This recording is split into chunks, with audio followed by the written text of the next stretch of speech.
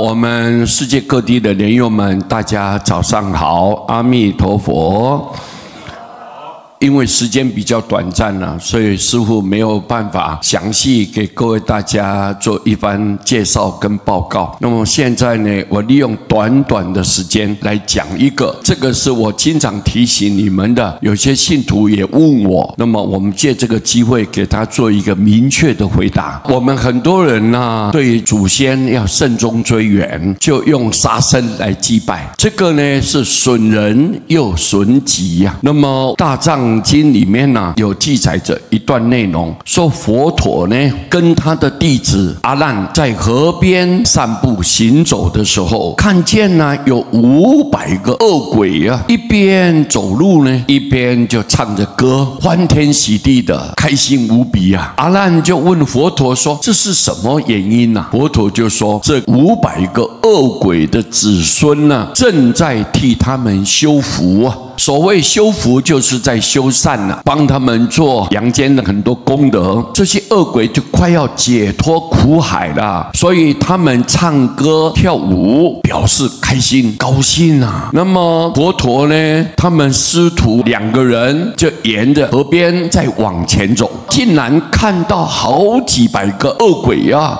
很伤心的走着。阿难又问佛陀：“这是什么原因让他们这么伤心呢？”佛陀就告诉阿难说：“那些恶鬼的子孙正在为他们杀生祭拜，而不肯去修福做福了。因此，这些恶鬼啊，他的身体后面呢都有活在逼迫着他们，所以他们才会伤心的，一直哭哭啼啼的。”在明朝的时候，我们莲池大师在《竹窗随笔》里面有记载，说浙江省呢钱塘这个地方有一位金先生，平常啊都是奉持斋戒，相当虔诚。他死后呢，他的魂魄啊就附在一个小孩子的身上，就说：“因为我的善行呢不够深不够广，我没有办法往生佛菩萨的净土。可是，在阴间呢，我可以来去自如，相当快乐。”就这么讲。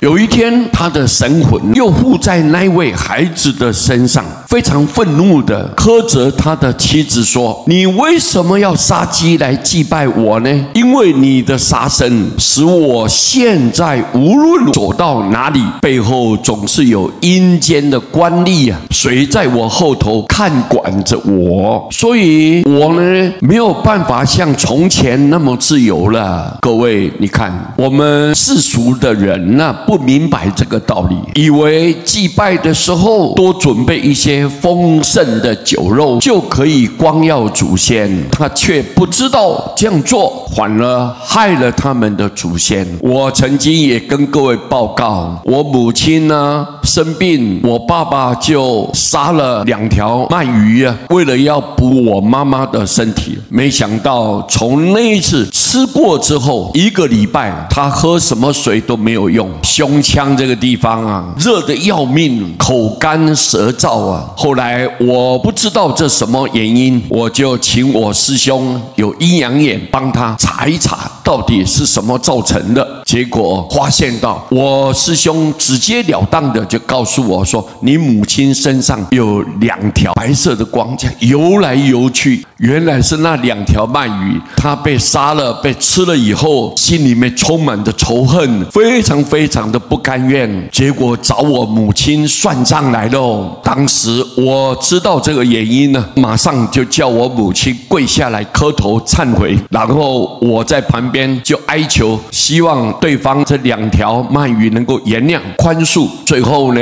我给他提出条件，我念佛给你，能够解冤释结啊，把这一段的孽缘能够化除掉。结果我那个师兄啊，就问他们2条鳗鱼啊，就点头同意。我就赶紧念佛，赶紧念佛，念108遍南无阿弥陀佛，回向给这2条鳗鱼。当下他们马上领到这个念佛的功德，就离开了。我母亲回到家里面，这个毛病呢，就是很口渴、非常闷热的那种症状，就马上消除掉。所以由此可见呢，我们不能杀业，不可以造成杀业。无形之中，你身心会不自在，会冤冤相报，一世结成冤呢，三世报不完。所以我们应该要警惕，呼吁我们大众大家应该不要杀业，千万不要杀业。那这样社会才会和谐，国家才会安定，人心才会向善。我们以简单的这个公案来跟各位大家报告。阿弥陀佛。